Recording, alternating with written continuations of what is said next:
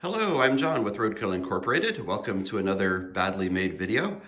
Today we have something really special. This is a 20th anniversary Mac, abbreviated TAM, T-A-M, and I'm going to do a new inbox unboxing for you. Well, it's not exactly new inbox. You gotta get some views. You gotta put some clickbait out there. But let's face it though, I mean, it's 2020, so it's about as new inbox as you're gonna get with one of these. So want to do a shout out to Maria Langer. I think Langer is how it's pronounced. Maria sold me this machine, and she's a really incredible person. She flies a helicopter for a living, and she has a great YouTube channel from inside her helicopter. I put it in the notes. Definitely check it out. There's a whole world of interesting stuff going on with helicopters that I just never would have guessed. So anyway, the 20th anniversary Mac came out in 1997, I think. There were only about 10,000 of them made. It cost, I think, $8,000. And if you paid the full $8,000 price, they called it a concierge service. They sent someone out to set it up for you. Pretty crazy. It was quickly discounted to like 3,000, 2,000, and I guess people who complained about that, who paid the full price, got a free Apple laptop, which makes sense. You know, if I paid $8 grand for something and 6 months later it's 2 or 3,000, you know, I'd be pretty frustrated. So I guess Steve Jobs came on the scene not long after this was released, and you know, he famously, when he became the ICEO, interim CEO, he discontinued a ton of products and just, you know, tried to reduce some of the bloat that Apple had become and that was sort of suffocating the company. He got rid of the Newton, he got rid of printers, monitors, and he got rid of this. So yeah, it disappeared from the scene pretty quickly. Like I said, I think it was only really in production for about a year. It's credited with being sort of the predecessor to the iMac, the sort of all-in-one kind of concept. And yeah, so the box is a massive box, and you could tell they did some special artwork for it.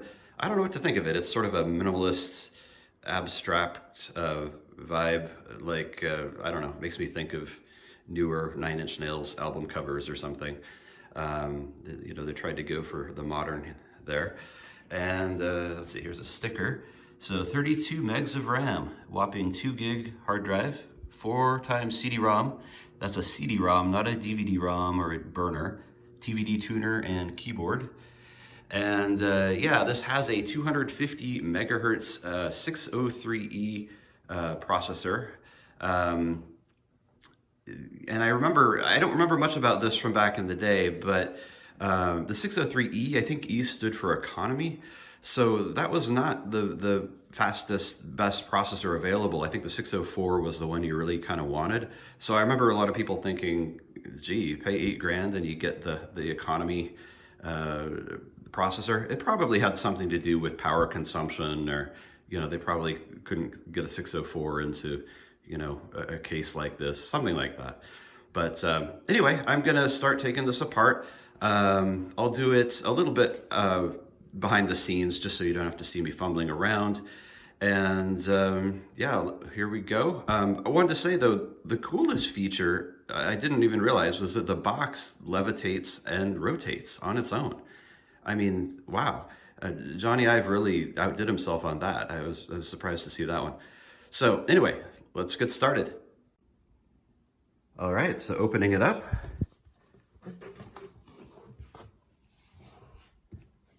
And right off the bat, it just really blows you away, the extent to which they paid attention to packaging and presentation of this thing. It's in a series of boxes, I think four or five boxes. They're all numbered as far as, like, you know, which one to start with. Yeah, and they just really did a great job with packaging. So there's the base unit down there. There's the main computer part here, and then this is the accessory box. So I think we'll start with that one. I got everything out onto the table here, and so we have boxes 1, 2, 3, and 4, and we're going to start with number 1 as we're supposed to. This is the accessory box. So it's not exactly as it came, but it's pretty close. First, you'll notice the wow, it says right on there, 20th anniversary Macintosh, the CD binder. Very nice binder. It's got a little whatever you call it, clasp there.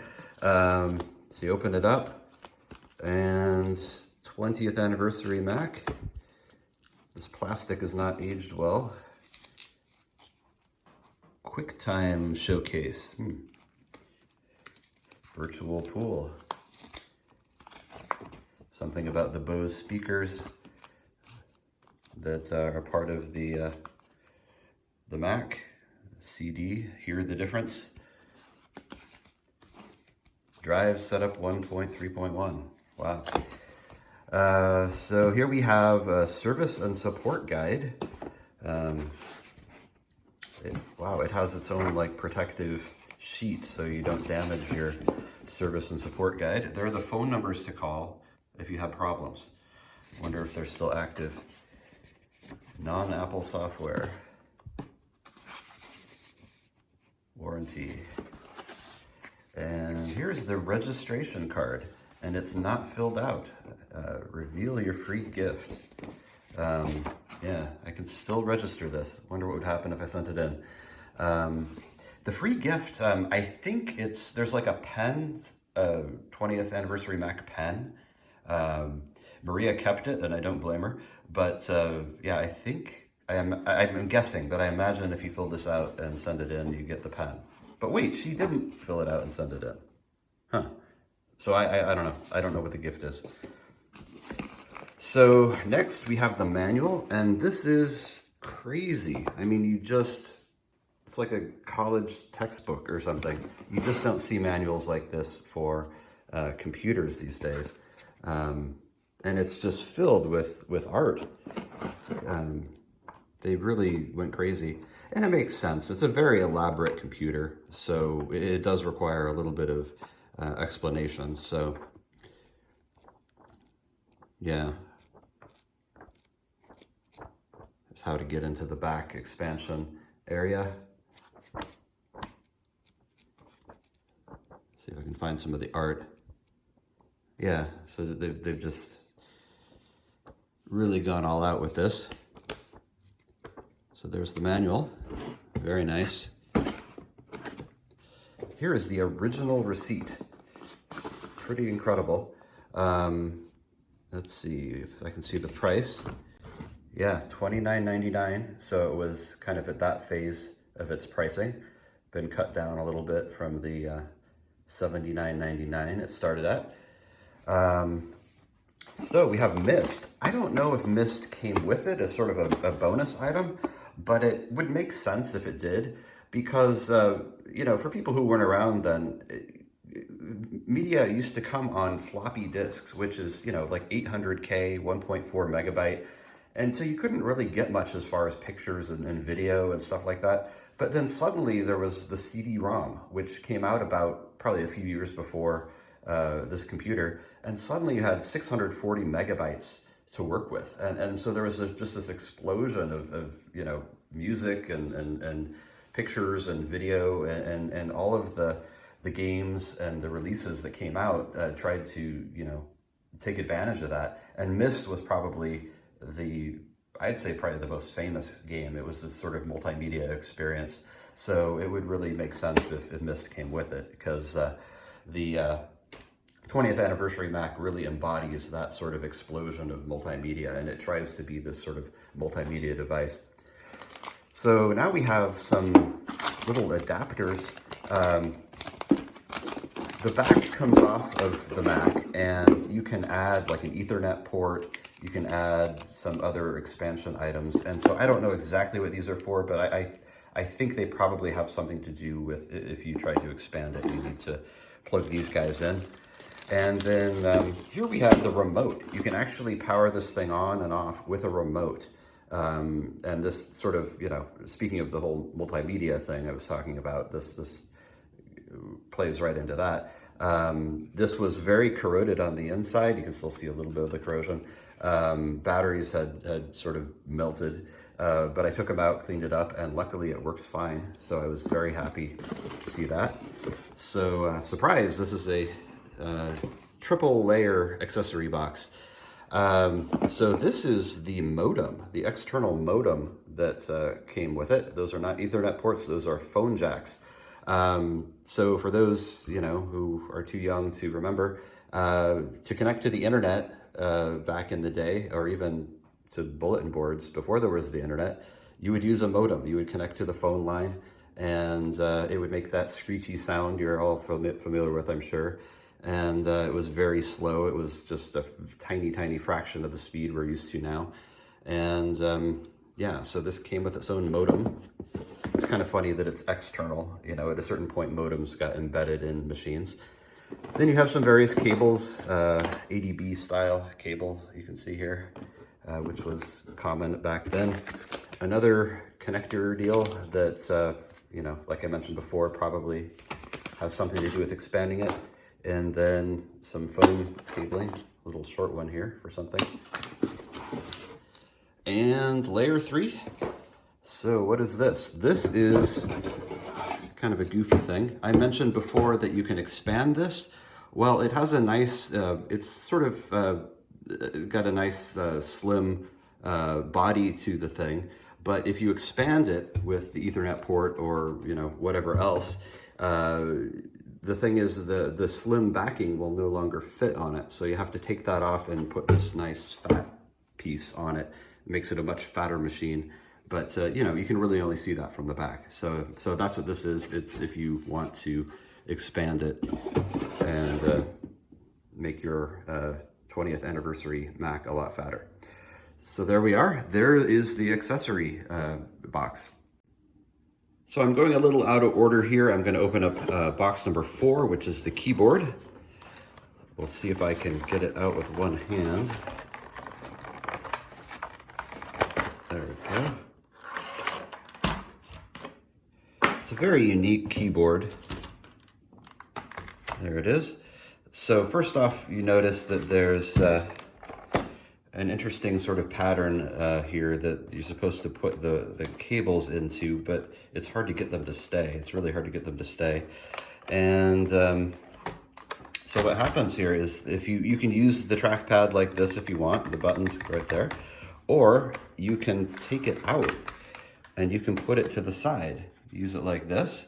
And if you do that, then, well, you've got this space here. What do you do with that space? Well, look at this. You've got this guy that comes out, and then this goes right there like that. So, you know, pretty innovative, huh? And then here you have the little feet things that stand up, and you've got another ADB port there. In the tradition of Apple keyboards, you can plug something else into the keyboard if you want. So yeah, pretty cool keyboard. And it's got leather. This is actual leather. It's not plastic or something they would use these days. So pretty cool. All right, so continuing to go out of order, I want to save the best for last. I've opened up box number 3, which is the base unit here. And it necessarily has a lot of sort of custom foam because it's, you know, a very odd shape. And yeah, here it is. It is crazy. It is super heavy. I'd say about 15 pounds, very substantial. It's got some, you know, vents here and up there. So the way this works, I've already connected the power cable. The power goes to the base unit, and then the base unit connects to the main computer using this sort of, I call it the umbilical cord. It's this crazy cord that you'll see soon. And so this is the power supply essentially, and it's also the Bose subwoofer. You can see the Bose name there. It's a very substantial subwoofer, really impressive sound. So this doesn't have a CPU in it, as far as I can tell. It's just the power supply and the subwoofer. And it has a pretty long cable, so you can put it under a desk. you know, hide the fact that your computer has this additional element to it. So there we go, 20th anniversary Macintosh base unit. And here is the base unit end of the cable. Let's see if I can bring this out a little bit. There we go. You read that a little better. Power connector goes in there, just a standard power cord. The volume of the subwoofer, and then the power light when it's on. Power's on by the computer, so you don't turn it on or off here. And just look at this cable. It is just the craziest cable I've ever seen, and it's thick, super, super thick. So I'll be connecting that to the computer. You just kind of put the two together and then twist to get those connected. So there's the bottom of the base unit, and we will proceed to the computer itself. All right, so the grand finale. This is the machine fully unboxed, the 20th anniversary Mac. Looking very nice. Yeah, and it's just so obvious that they were innovative with this design. There just weren't all-in-one machines like this. It's just a very, very sleek and pretty machine. General observation, it's you know, you see pictures of this and you think it's just sort of like a nice little light alarm clock that would sit in the corner or something. But it's very substantial, very heavy, very high quality. I was just really impressed with the weight and the sort of the substance of the whole thing. It really really has some physicality to it that I wasn't expecting. So the keyboard, it does slide underneath if you collapse the feet. And the front of it has the multimedia controls, headphone jack, volume, things like that. This is the vertically mounted optical drive, a CD drive. Yeah, they didn't have slot-loaded drives at the time. This was a ways back. More controls. These are Bose speakers on either side. You have to be careful. This is actual cloth that kind of bunches up when you move it. There's a better view of the remote if you haven't seen it before. And moving to the side, we have the floppy drive right here. This is similar to some iMacs. This stand, it folds up, makes it more compact, which is how it was packaged in the box. And here we have the, I call it the umbilical cable that connects to the base unit. Just really fat, substantial cable. The plastic is kind of coming loose here, but I believe the cable itself is pretty secure. So here's the back of the unit. Obviously, you got the Apple symbol and a couple fans there. Looking at the ports, there's a power cable, a power button. It does power on by the power button on the keyboard, like modern Macs. So I'm not sure why there's redundancy. Maybe if you want to power it on without the keyboard connected. Got the headphone jack, microphone, parallel, I think. Coax connectors, which is pretty cool. Going with the multimedia theme, you know, you can connect a television signal and other things to this. It even has an FM tuner built in, which makes it kind of useful. Got a lock there. I don't know how that works. So it's got this panel that opens up. There is a little plastic clip that's broken, which is why it's taped. You know, that'll happen with old brittle plastic. But we can take this off here. This is where the keyboard plugs in. Got some additional ports in there. And it's kind of cool. It's got this little piece that comes off, and you've got some cable management. So when you expand the unit, you've got places for the cables. Pretty cool. And now I will attempt to remove the back panel. It's got these two little clips, and then the back comes off. And there's the back of the machine. Pretty crazy. So this is the 2 GB hard drive, the giant 2 GB hard drive. It's got a battery, a Rayovac battery for the clock. I'm surprised it's not leaking. Might have to replace that. We've got the PCI slot, another connector there. Got the memory. I'm not quite sure what's going on. I think these two are the memory slots, and this, they call this like a cache slot. I don't know why there are two of them. I believe this is 32 gig. I'm sorry, 32 meg, not 32 gig. To expand it to, I think 128 is the max, you take this out and then put in 264s. I believe is how it goes. Another connector that I don't necessarily recognize there. But I think the general idea is you plug stuff in using those connectors I showed you earlier, and then it gets kind of bulky because you've got an Ethernet port and all this, good stuff in there. And then you have to use this guy because it's just too bulky for the slimline one to be on there. And then it looks kind of like this. So it definitely adds some bulk, but if you've got it in a corner, it doesn't really matter so much. But yeah, so there's the inside of the machine. It's pretty impressive. And next, we will power it on.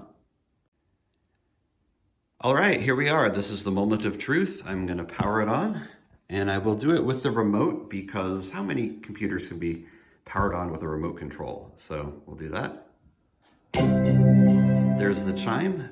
It's a custom-made chime for this machine. Somewhat brighter, I'd say, than most Apple chimes. And it's funny, it's an older Mac, so the screen takes a while to light up. When I try older Macs, I generally worry that the screen's dead because it takes longer than it does a newer Mac. And here's OS 7 coming up. Nice old lightweight Mac OS that's pretty fast. It's a lot faster than I remembered. There's a lot of fan noise. Probably a good reason to have the base unit under your desk. Some of them had a problem that they produced a humming sound, but I haven't heard that from this so far. Here are the extensions, the system extensions booting up. Basically drivers for any given function that you had to add to do certain things. OMS. And then we're getting to the desktop here. I put a few icons on the desktop for easy access. And there we are, there's OS 7. So to start, we'll put in a CD, put in Mist here. It's pretty hilarious. I mean, back in the day, this looked so elegant and amazing, but now it just looks ridiculous. Of course, there were no slot loading CDs at that point. But the drive comes up pretty quickly, and there's Mist. So I'll just give you a quick tour of the computer. About this computer, 32 megs. I have to stop myself from saying 32 gigs. System profiler. PowerPC 603 EV at 250 megahertz.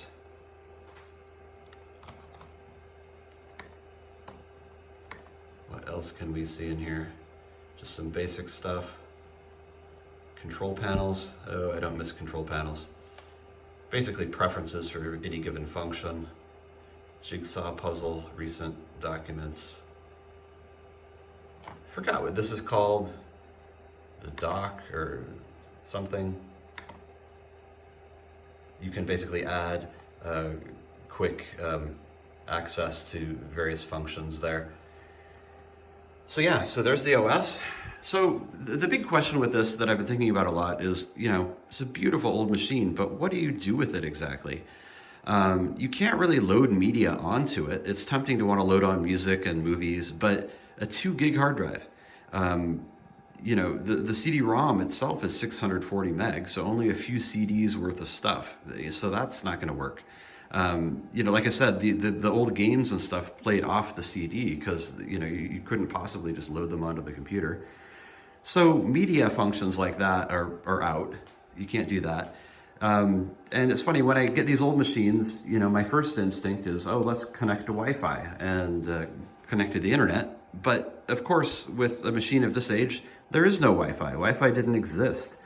So You know, you could connect Ethernet and then connect that to the internet, but even then, these old browsers, OS 7 to 9, I think it maxes out at OS 9, the browsers, if they even have browsers, are just very primitive text-based browsers.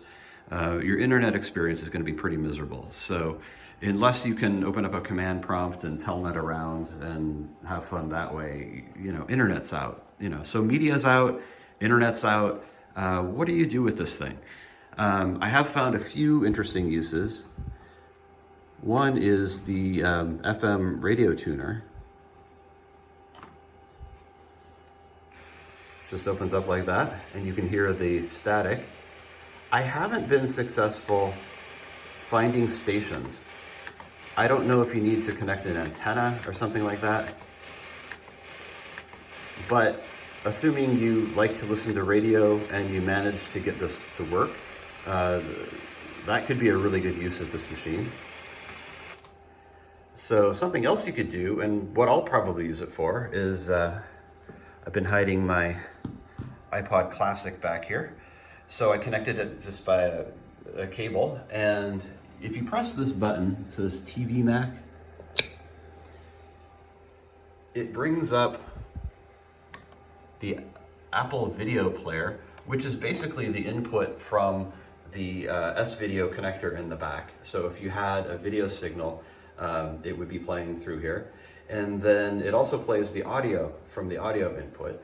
So if I go to my iPod and hit play, you have audio from your iPod or from, you know, whatever device you want to connect to the computer. So that's a hugely important use of this machine, and probably what I'll use it almost exclusively for. So pause that. And the third thing really is probably the old games. You know, most of the applications of the day you're not going to be very productive with, but the old games, there are some good ones. You know, Myst is probably one of them, and a lot of them will only run on the old OSs, such as OS 7, so that's probably something I'll explore, just digging into the old games that I haven't played in 20 years. So I'll load Myst, and I'll leave you with that. Hope you've enjoyed this. What does that say? 256 colors? Okay. But yeah, hopefully you've enjoyed this. Walk down memory lane with a very, very unique old computer. And I'll leave you with me stumbling through Myst for a few minutes. And yeah, that's it. Thanks for watching. If you like this, please subscribe.